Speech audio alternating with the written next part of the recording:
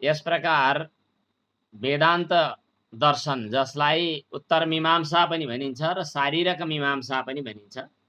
यो शारीरक मीमांसा भने पनि यही हो ग्रन्थ र चाहिँ उत्तर मीमांसा भने पनि यही ग्रन्थ हो। अब पहिला चाहिँ शरीर शब्दको अगाडि चाहिँ कुत्सित अर्थमा क प्रत्यय गर्ने, कुत्सितम शरीरम शरीरकम भन्ने,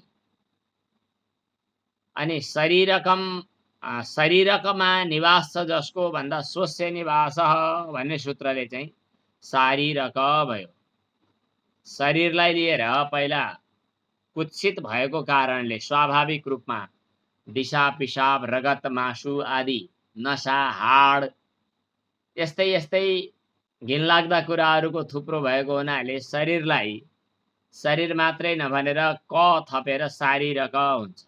हुन त कहिले कहिले स्वार्थमा पनि क प्रत्यय हुन्छ, प्रकृतिको जे अर्थ हो प्रत्ययको पनि त्यही अर्थ। उदाहरणको लागि बाल भनेको जे हो बालक भनेको पनि त्यही हो हैन। तर कहिले कहिले खराब बन्यो भने त्यसलाई क प्रत्यय हुन्छ।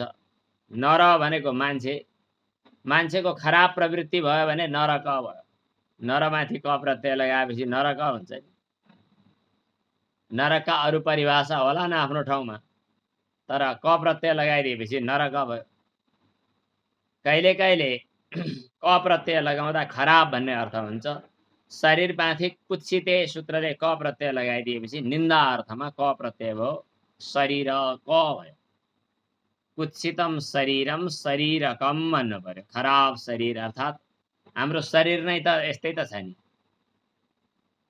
यदत्र संस्कृतं चान्नं तच्च सायं विनश्यति, यदत्र संस्कृतं प्रातः तच्च सायं विनश्यति। बिहान संस्कार गरेको तयार गरेको खानपिन गरेको चिज सायंकालमा चाहिँ त्यो नष्ट हुन्छ। एकजना हाम्रो वाराणसीमा पढाउने गुरुजी छात्रावासमा पनि बस्नुहुन्थ्यो अनि उहाँले चाहिँ त्यहाँको रेखदेख पनि गर्नुहुन्थ्यो। मलाई सम्मानपूर्वक बोलाउनुहुन्थ्यो नाम लिएर। भोजन बना भन्ने चलन थियो। अनि एकछिन पछाडि बना गुरुजी आपका बना भन्नु। अनि गुरुजी भन्नुहुन्थ्यो बना और बिगडा भी भन्नु। बनाउने र बिगार्ने बाहेक के काम हुन्छ। आज तीज धेरैजनाले धेरै कुरा बिगार्नु भयो होला, बनाउनु पनि भयो होला, बिगार्नु पनि भयो होला। बनाउने र बिगार्ने यही काम त गर्छ यो फ्याक्ट्रीले। कस्तो राम्रै खानेकुरा मिठी बनाउनु भयो होला खानेकुरा, आज खानुहुन्छ भोलि चाहिँ कस्तो खराब एकदम नजिक देख्दा पनि नाक थुन्न मन लाग्ने बनाएर पठाइदिनुहुन्छ। हजुरले होइन, हजुरको शरीरले। त्यस कारणले यो शरीरलाई के भन्ने त भन्दा क प्रत्यय लगाएर दूषितम शरीरम कुत्सितम शरीरम शरीरकम भन्ने। अब शरीरक निवास छ जसको, यस्तै कुत्सित शरीरमा साँठगाँठ गरेर बस्छ जो त्यसलाई भन्छ शारीरक। शरीरक शब्ददेखि अण प्रत्यय गरेर भयो शारीरक। अब शारीरकसँग शारीरक भनेको के रहेछ त भन्दा जीवात्मा। यो कुत्सित शरीरमा पनि अहंकार ममकार गरेर यही रुमल लिएर मस्त भएर यही मजा मानेर बस्ने। सुन्नुभएकै उखान जस्तै कथा, उखान जस्तै टुक्रा। सुँगुरलाई स्वर्ग जाने हो भन्दा फोहोर खान पाइन्छ र भन्थ्यो रे। हाम्रो यो शरीरमा बस्ने जीवात्मालाई पनि मुक्ति चाहियो भन्दा कहाँको हुन्थ्यो यस्तो प्यार, यस्तो दुनिया व्यवहार, मलाई त यही ठिक छ भन्छ। भनेपछि यही कुत्सित शरीरमा निवास गर्ने जीव जो हो त्यसलाई भनिन्छ के अरे शारीरक। शरीरकमा बस्ने भएको हुनाले शारीरक भयो। शारीरकम अधिकृत्य कृतो ग्रन्थ अथवा शारीरक सम्बद्धा मीमांसा शारीरक मीमांसा। मीमांसा भनेको पूज्य विचार, जीवात्मा र परमात्माको एकता सम्बन्धी ज्ञान पैदा गर्ने प्रक्रिया, यसलाई मीमांसा भनेर भनिन्छ। एक किसिमले भन्ने हो भने यसलाई उपासना पनि भन्न सकिन्छ। शारीरक मीमांसा यो ग्रन्थ, यसमा जीवात्मा र परमात्माको एकता गर्नु नै तात्पर्य छ। यस प्रकार यो शारीरक मीमांसा नाम गरेको ग्रन्थमा अयम अर्थ भनेको यो कुरा, जुन कुरा अगाडि बताइयो नि, जीवात्मा र परमात्माको वास्तवमा पारमार्थिक दृष्टिले हेर्दा ब्रह्मात्मैकत्व सिद्ध गर्ने विषय चाहिँ प्रदर्शयिष्याम भनेको देखाइने छ। अब यसपछि वेदान्त मीमांसा शास्त्र जो हो अथवा शारीरक मीमांसा भन्नु, वेदान्त मीमांसा भन्नु अथवा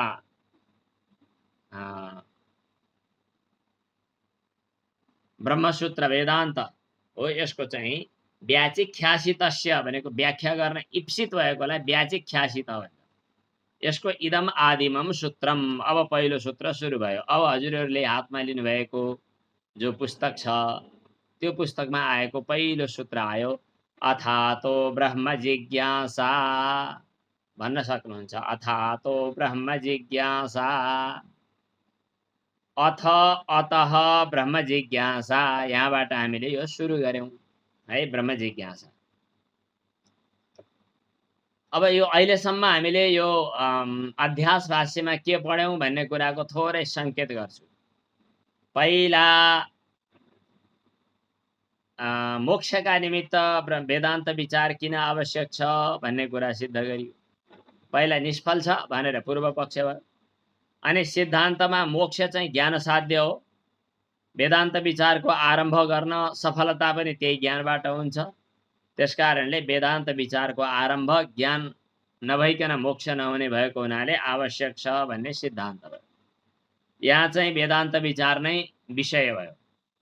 अब त्यो कर्तव्य हो कि होइन भन्ने कुरा विचार गर्नका लागि प्रयोजन पनि चाहियो। अनि त्यो प्रयोजन हामीबाट सम्भव छ कि छैन भन्ने कुरा नै फेरि सन्देह छ। त्यो सन्देहलाई समाधान गर्न हामीबाट सम्भव छ भन्ने कुरा सिद्ध गर्नु।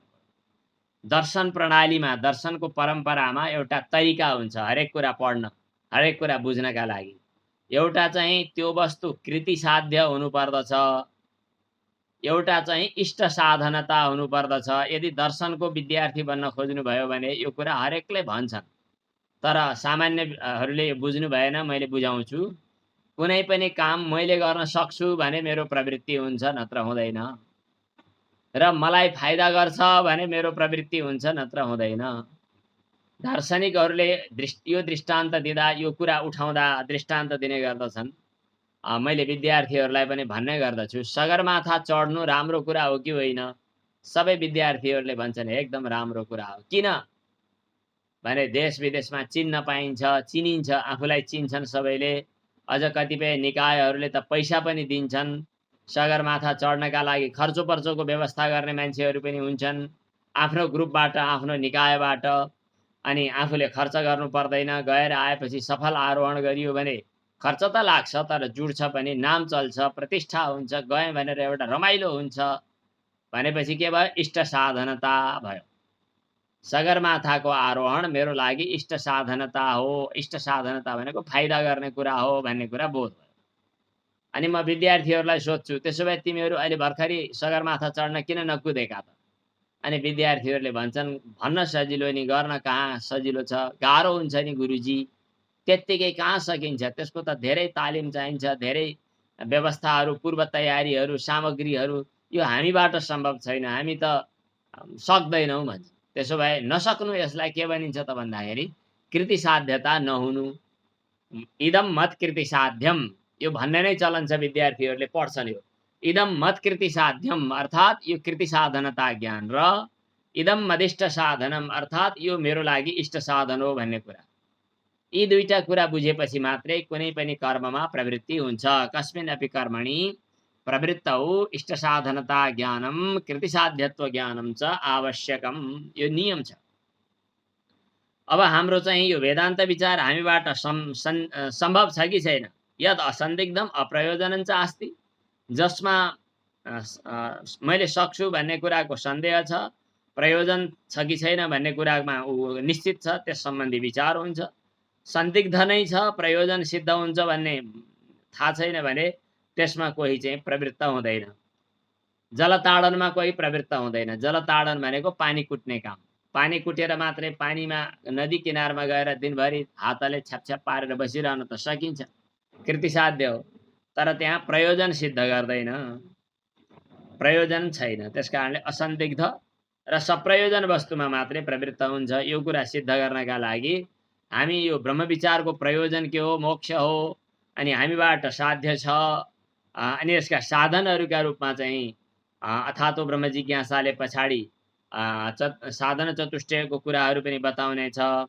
यिनै प्रसङ्गहरू चाहिँ पूर्व पक्ष र उत्तर पक्षको रूपमा हामीले अगाडि बढाएका छौँ अहिलेसम्म। अनि सांसारिक जिन्दगी बिताउँदै गर्दा हामीलाई धेरै दुःख कष्टहरू भइरहेका छन्। ती दुःख कष्टबाट निवृत्त हुन हामी चाहन्छौँ। निवृत्त हुन चाहनु मानव मात्रको इच्छाको विषय हो। मानव मात्रले पनि, प्राणी मात्रले पनि दुखादिबाट निवृत्त हुन चाहन्छ। तर जबसम्म हामी शरीरसँग मन बुद्धिसँग आत्माको साँठगाँठ हुन्छ तबसम्म चाहिँ हाम्रो दुःख निवृत्ति हुँदैन। उपनिषदमा, छान्दोग्य उपनिषदमा एउटा मन्त्र आयो, अशरीरम वावसन्तम न प्रिया प्रिय पृषतः। यदि शरीरसँग हाम्रो सम्बन्ध गाढ बनेको छ भने हामीलाई प्रिय अप्रियको सम्बन्ध हुन्छ। यदि मन, अहङ्कार, अन्तःकरण, शरीरसँग हाम्रो जति पनि अध्यास छ, जति पनि सम्बन्ध छ, त्यो सम्बन्धले हामीलाई प्रिय अप्रियको बन्धनले ढाकि नै राख्छ। छान्दोग्य उपनिषद 8:12-1 अशरीरम वावसन्तम न प्रिया प्रियेष्पृशतः भनेर बताएको छ। शरीरसँग सम्बन्ध भएपछि शरीरका सुख दुःखले छुन्छ नै। मनसँग सम्बन्ध भएपछि मनका सुख दुःखले छुन्छ नै। मनका धर्मले भनौँ न, सुख दुःख के धर्म हुन्, जे हुन्। मनसँग सम्बन्ध भएपछि मनका धर्मले आक्रमण गर्छ। शरीरसँग सम्बन्ध भए शरीरका धर्मले आक्रमण गर्दछ। म असम्बद्ध हुँ भन्ने कुरा बुझ्यो भने पानीमाथि ओभानो भन्छन् नि। पद्मपत्रमिवाम्भसा, कमलमा फुलेको, हिलोमा फुलेको छ तर कमलको पातमा हिलोको संसर्ग छैन भनेपछि प्रिया प्रिय न स्पृशतः अशरीरम वावसन्तम न प्रिया प्रिय स्पृशतः। शरीर रहित भएर रहँदा प्रिय र अप्रियको स्पर्श हुँदैन। तर वेदान्त विचार भएपछि यो केलाउने, छुट्याउने, दुधको दुध, पानीको पानी भन्छन्, स्पष्ट छुट्याउने काम हुँदो रहेछ। त्यसले के भन्छ त वेदान्त विचार गरेपछि? शुद्धम अपाप विद्धम। ईशावास्योपनिषदमा अस्नाभिरम शुद्धम अपाप विद्धम। यसको अगाडि के हो? कबीर मनीषी परिभू स्वयंभू। पहिले सुरु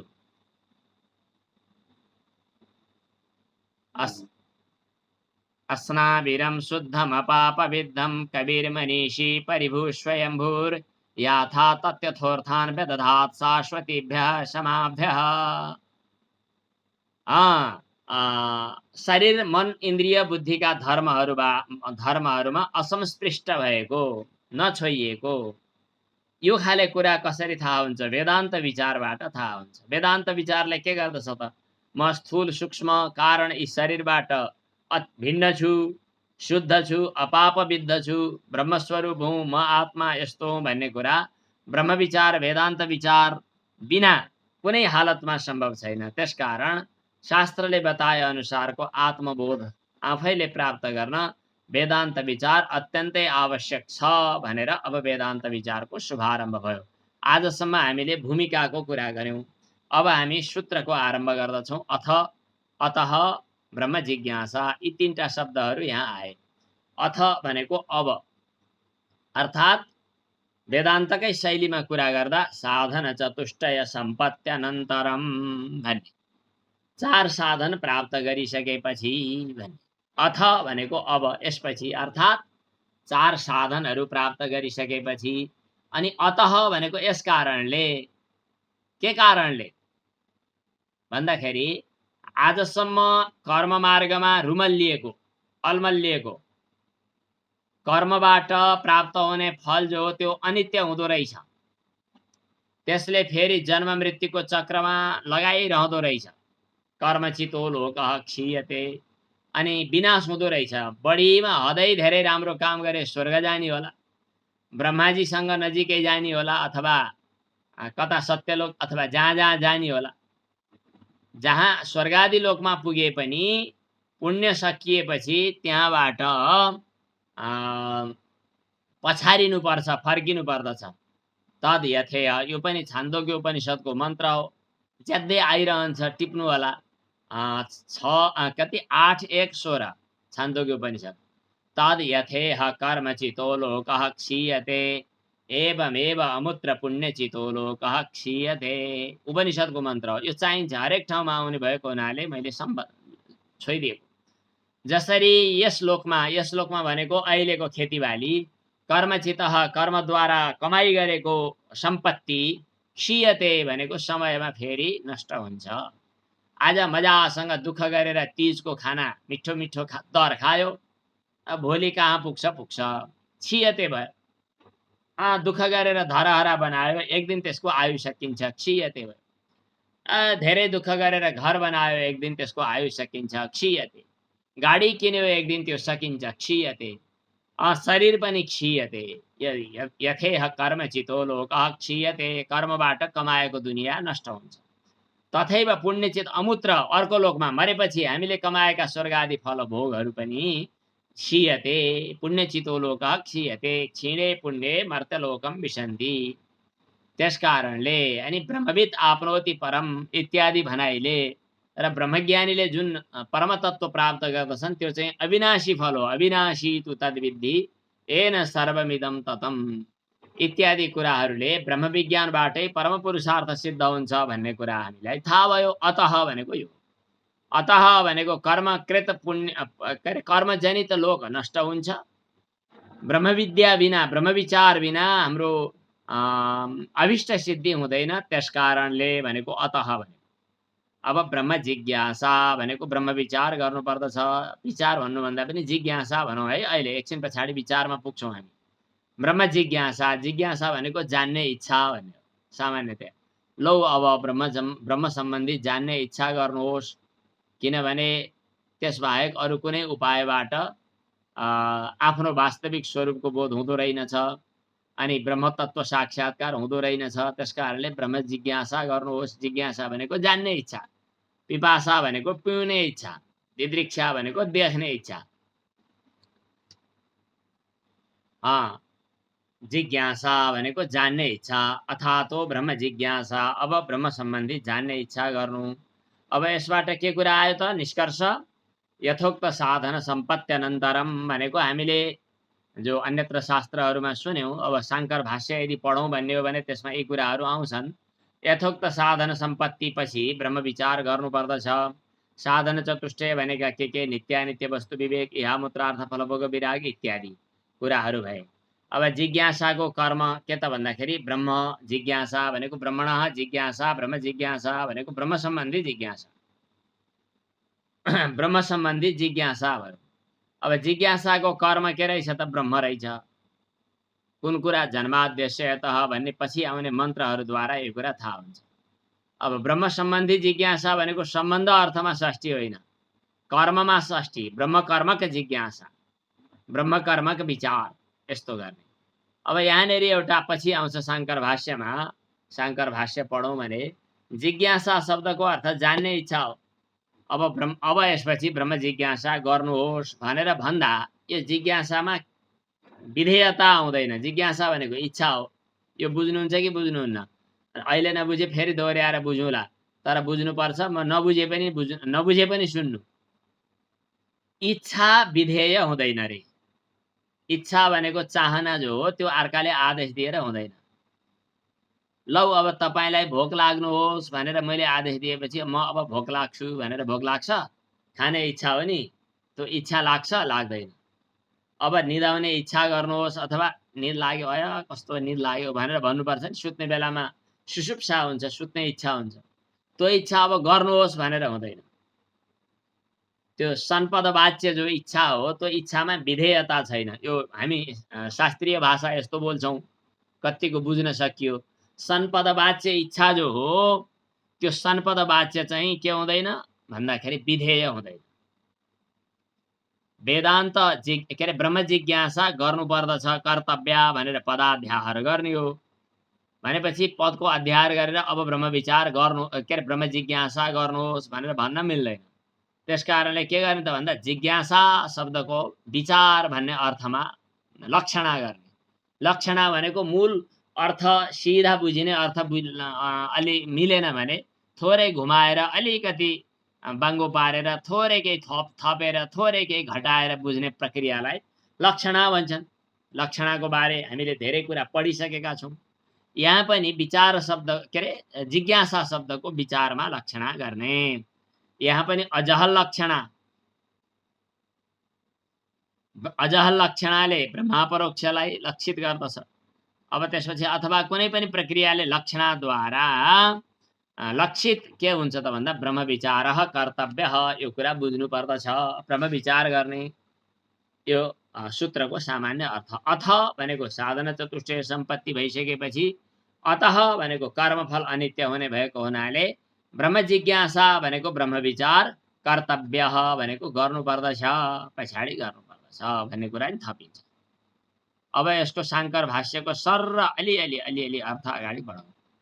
अब मलाई चाहिँ एउटा के अरे न्याय दर्शनमा एउटा प्रसिद्ध ग्रन्थ छ, न्याय सिद्धान्त मुक्तावली अनि कारिकावली।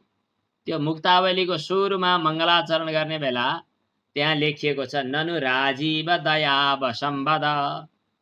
लेख्नेवाला चाहिँ ती ग्रन्थकारले के भन्छन् त भन्दाखेरि राजीव नाम गरेका शिष्यलाई, राजीव नाम गरेको आफ्नो छात्रलाई पढाउने क्रममा उसले जे भन्यो त्यही मान्नका लागि, उसलाई सजिलो पारिदिउँ भन्नका लागि मैले यो ग्रन्थ बनाएँ भनेर विश्वनाथ पञ्चानन भट्टाचार्यले लेखेका छन्। ननु राजीव दयाव सम्बदः। हजुरहरूमध्ये केही साधकहरूले शाङ्कर भाष्य पनि हामी पढ्छौँ, पढ्न पाए हुन्थ्यो भनेर यहाँ काने खुसी गर्नुभएको छ।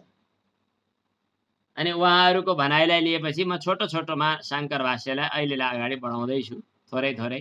यो स्क्रिनमा छ, मूलमा हजुरहरूसँग भएको गीता प्रेसबाट प्रकाशित पुस्तकमा त्यो छैन। सर्र कमसेकम 4 सूत्रसम्म चाहिँ, चतुसूत्रीसम्म यसको पनि म सर्र तात्पर्य बताउँछु। अब यहाँ अथ शब्दले अथातो ब्रह्म जिज्ञासा भन्दा अथ शब्दले अनन्तरम भन्ने अर्थ ल्याउँछ। अनन्तरम भनेको यसपछि। हामीले पहिला भनिसक्यौँ क्या र होइन, मङ्गलानन्तरारम्भ प्रश्नकार्थ स्वथो अथ। अथ शब्दको अर्थ मङ्गल, अनन्तर, आरम्भ, प्रश्न, कार्थ इत्यादि अर्थहरू हुन्छन्। अथ शब्दको अर्थ यसपछि भनेको, यहाँ अथ भनेको यसपछि भनेको। अथ शब्द अनन्तर भन्ने अर्थ बताउँछ। अधिकार अर्थ, अब अथ शब्दको अर्थ अधिकार पनि हुन्छ। अधिकार भनेको तिमीले गर्ने, तिमीले नगर्ने। अब तिमीले बृहस्पति सब गर्ने, अब तिमीले व्रतबन्ध गरिसक्यौ, अब वेद पढ्ने। अब तिमीले वानप्रस्थ आश्रममा जाने भनौ भने अब तिमी वानप्रस्थ आश्रममा जान अधिकारी छौ। अब तिमी बिहे गर्न अधिकारी छौ, अब तिमी व्रतबन्ध गर्न अधिकारी छौ भन्यो भने त्यहाँ अथ शब्दले, अब शब्दले अधिकारको कुरा गर्दछ। तर यहाँ अथ शब्दको अधिकार अर्थ होइन, किनभने ब्रह्म जिज्ञासा अब तिमीले गर्न पायौ भन्ने होइन। जस्तै एउटा पक्ष हुनसक्छ नि, यो वेदान्त पढ्ने यो उमेर होइन। हजुरहरूलाई भन्छन् होला गाउँलेहरूले, कहाँ वेदान्त पढेर बसेर हुन्छ अहिले, यो उमेर होइन। गुरुकुलमा आएर पढ्ने विद्यार्थीहरूलाई उनका बाआमाहरूले कतिपयले भन्छन् अहिले वेदान्त पढेर के काम, यो अहिले पढ्ने होइन। कहिले पढ्ने त सोधो भने के भन्छन्, बिहे गर्ने, छोराछोरी पाउने, बुढो हुने, काम नलाग्ने हुने, थोत्रो हुने, दिमाग पुरानो भइसक्छ अनि वेदान्त पढ्ने भन्लान्। त्यो यदि भनाइ हो भने त्यसले अधिकार खोज्यो। त्यही विवाह गर्नका लागि योग्यताको अधिकार हुनुपर्छ। तर ब्रह्म जिज्ञासा अब यसपछि गर्न पाइन्छ, यसभन्दा अगाडि पाइँदैन। व्रतबन्ध गरे भए ब्रह्म जिज्ञासा हुने, अरूलाई नहुने। फलानु जात भए ब्रह्म जिज्ञासा गर्न मिल्ने, अरूलाई नहुने भनेर अधिकारको चर्चा छैन। अनधिकारीत्वात्। हुन त अधिकार भनेको तिम्रो हाम्रो अर्कै किसिमको अधिकारको चर्चा त अर्का ठाउँमा आउँछ। तर यहाँ यसपछि मात्रै यो काम गर्ने भनेर पूर्व मीमांसाका कर्म अथवा अरू कुनै विषयहरूलाई अधिकारको रूपमा यहाँ बताइँदैन। त्यसकारणले अनन्तर शब्दको अर्थ यहाँ चाहिँ के अरे, अथ शब्दको अर्थ चाहिँ अधिकारार्थ होइन। अथवा अधिकार शब्दको अर्थ आरम्भ भन्ने हो, आरम्भवाचक होइन यो भनेको। किनभने ब्रह्म जिज्ञासाको अब आरम्भ गर्ने, अब सुरु गर्ने, हरिहि ओम गणानान्त्वा अब वेद पढ्ने भने जस्तो गरी आरम्भवाचक होइन है हो। अथ शब्दको अर्थ त्यसो भए अनन्तर भन्ने हो, अब आरम्भ भन्ने होइन। अब मङ्गलस्य च वाक्यार्थे अब आरम्भ गर्ने भन्ने अथ शब्दको अर्थ होइन। मङ्गलाचरणका लागि पढिएको हो भन्ने कुरो त ठिकै छ, केही फरक पर्दैन। मङ्गलाचरण गर्दैमा अतः ब्रह्म जिज्ञासा भन्ने शब्दसँग यसको समन्वय हुँदैन। भन्दा भन्दै मङ्गल हुन्छ भने भइरहोस्, केही छैन। अनन्तर अर्थमा प्रयोग भएको अथ शब्दले मङ्गल भन्ने अर्थ पनि बताउँछ भने केही आपत्ति भएन, यसमा केही फरक परेन। तत्र अथ शब्दः अनन्तर्यार्थः परिगृह्यते नाधिकारार्थः ब्रह्म जिज्ञासाया अनधिकार्यत्वात् मङ्गलस्य च वाक्यार्थे समन्वयाभावात्।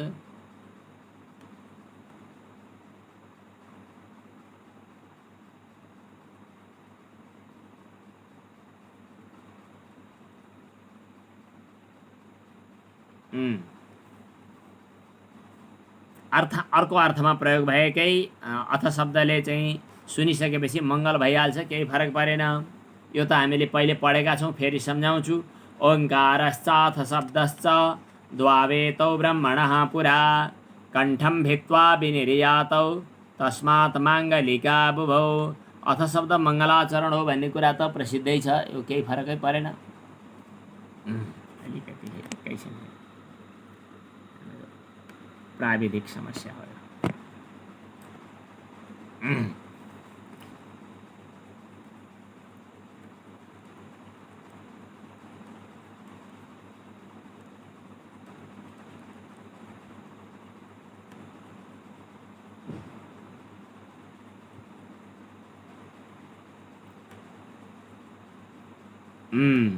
अब यदि सतीच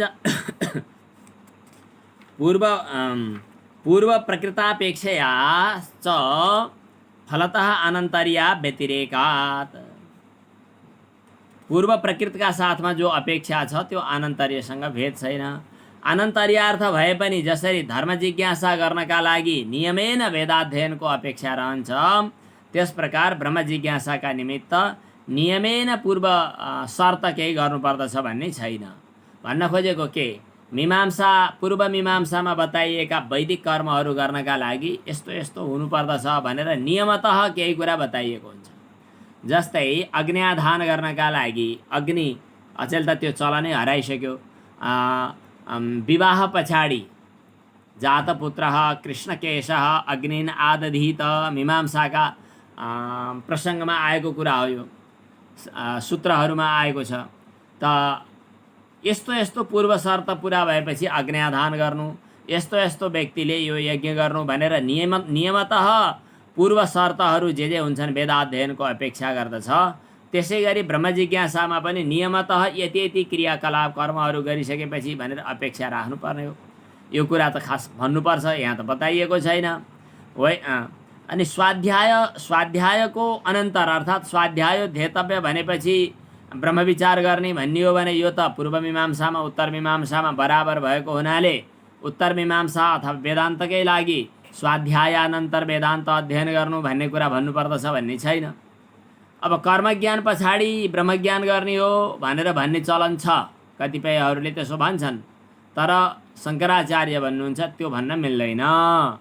कर्म मीमांसा अर्थात् धर्म जिज्ञासा गर्नुभन्दा मीमांसा शास्त्रमा पहिलो सूत्र आयो अथातो धर्म जिज्ञासा।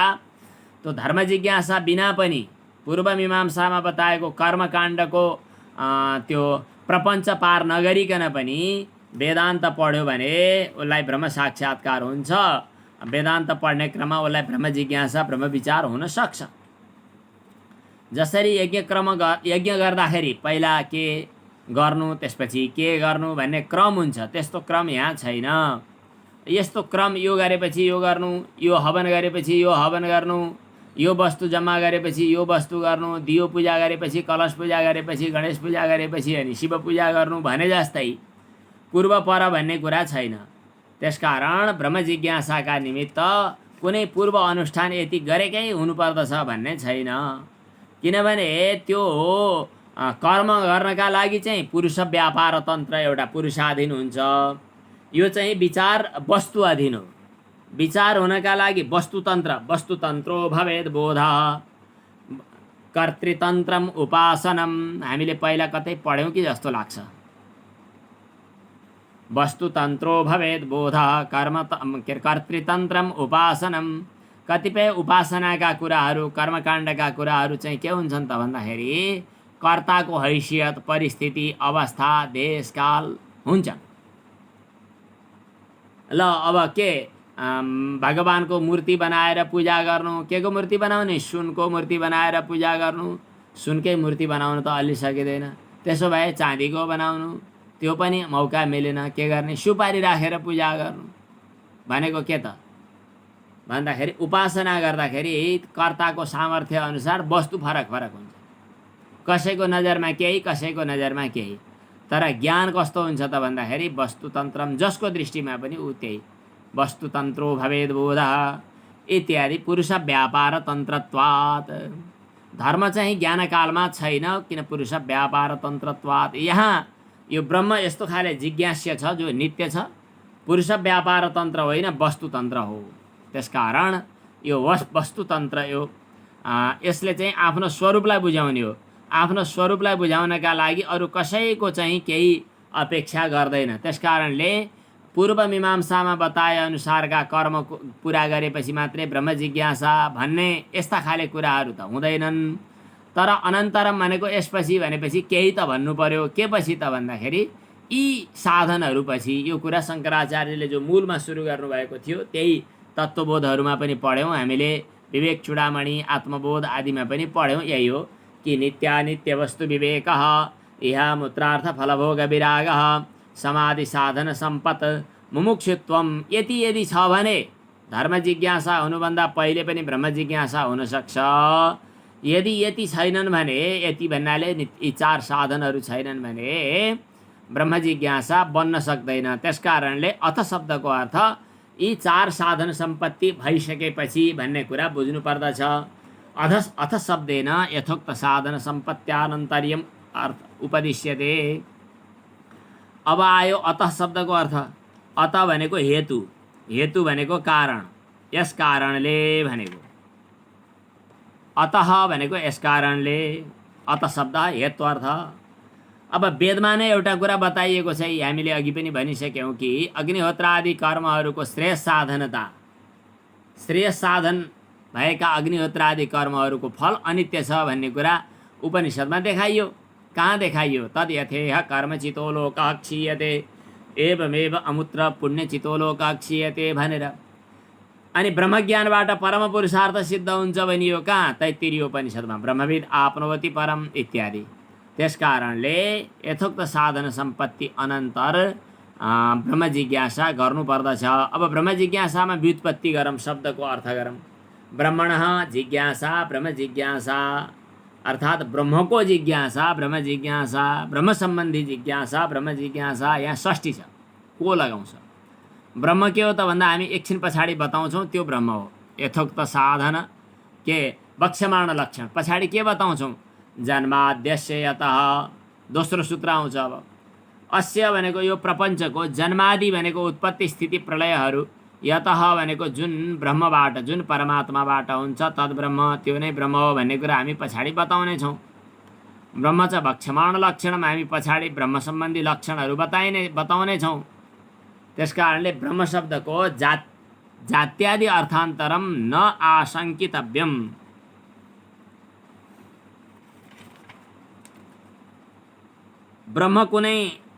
ब्रह्म शब्दको जाति अथवा ब्रह्म शब्दको कुनै अरू अर्थान्तर अर्थ हो भन्ने कुराको आशंका नगर्नु। जस्तै यो कुराको सङ्केत के हो भने घट शब्दको अर्थ के हो? घैँटो। घैँटो कि घैँटोमा रहने घटत्व जाति भन्ने कुराको छलफल हुन्छ निकै, र मीमांसा दर्शनले जाति नै शब्दको अर्थ हो भनेर बुझ्छ। जाति शब्दको अर्थ कि व्यक्ति शब्दको अर्थ भन्ने कुरा गहिरो विषय छ। हजुरहरूलाई सबैलाई गाह्रो पनि पर्ला यो कुरा उठाउँदा। जस्तै गाई भन्यो भने एउटा गाई बुझ्ने कि सबै गाई बुझ्ने? गाई भन्यो भने प्रसङ्गवशात कहीँ एउटा गाई बुझ्ने, कहीँ सबै गाई बुझ्ने। गाई बाँध भन्यो भने एउटा गाई बुझ्ने होइन। तर गाईलाई लातोले हान्न हुन्न भन्यो भने एउटा गाईलाई नहानेर अर्को गाईले हान्न मिल्छ भन्न हुँदैन। सबै कुनै गाईलाई पनि लातोले छुनु हुँदैन अथवा पिट्नु हुँदैन भन्यो भने। कतिपय अवस्थामा शब्दको जाति अर्थ हुन्छ, कतिपय शब्दमा व्यक्ति अर्थ हुन्छ। जाति भन्यो भने समग्रलाई बुझाउनुपर्छ। जस्तै मान्छेको जात कति बेइमानी छ भन्यो भने, अथवा कुकुरको जात कस्तो इमान्दार छ भन्यो भने, केही प्रसङ्गवशात त्यहाँ अथवा कुकुर शब्दको मात्रै प्रयोग गर्दा पनि सम्पूर्ण कुकुरत्व जात्यवच्छिन्न वस्तुहरूलाई सङ्केत गरिएको हुन्छ, जाति र व्यक्तिका कुराहरू हुन्छन्।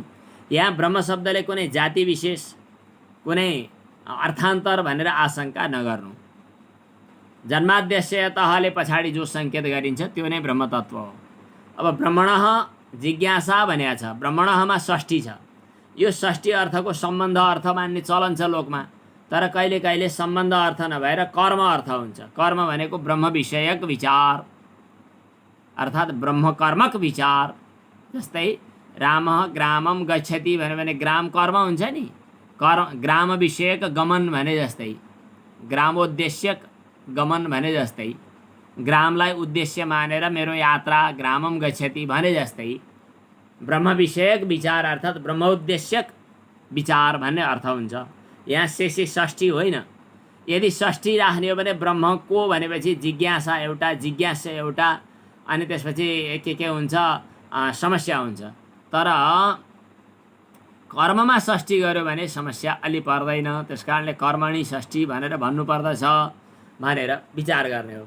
अब त्यसपछि ब्रह्म कर्म कसरी हुन्छ त भन्दाखेरि, कर्ममा व्याकरण पढ्ने क्रममा एउटा सूत्र आएको छ, कर्मणि द्वितीया, कर्ममा द्वितीया हुन्छ भनियो। कर्ममा द्वितीया हुन्छ, अनि कर्म संज्ञा कसको हुन्छ त भन्दाखेरि कर्तुरीप्सित तमम कर्म, कर्ताले जसलाई ज्यादै मन पराउँछ, इष्टतम भनेर हुरुक्कै हुन्छ, त्यहाँ जान उत्सुक हुन्छ, त्यो इष्टतमलाई कर्म संज्ञा गर्ने भन्ने व्याकरणको नियम हुन्छ। यहाँ ब्रह्म ज्ञानद्वारा प्राप्त गर्न इष्टतम भएको हुनाले ब्रह्म प्रधान भयो, त्यस कारणले ब्रह्मलाई कर्म भनेर भन्न सकिन्छ र जिज्ञासा क्रियाको ब्रह्म कर्म हो भन्ने कुरा सिद्ध हुन्छ। त्यस कारणले